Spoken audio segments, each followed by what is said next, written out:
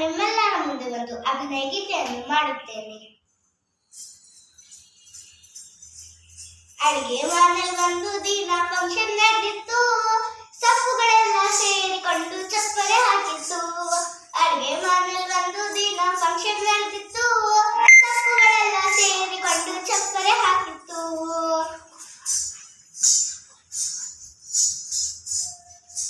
ದಂಡಿನ ಸೊಪ್ಪು ತಾನೇ ನಿಂತು ತೋರಣ ಮಾಡಿತ್ತು.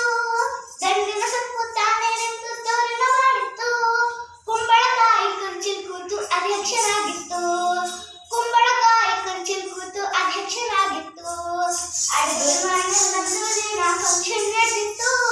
ಸೊಪ್ಪುಗಳೆಲ್ಲ ಸೇರಿಕೊಂಡು ಚಪ್ಪರೆ ಹಾಕಿತ್ತು.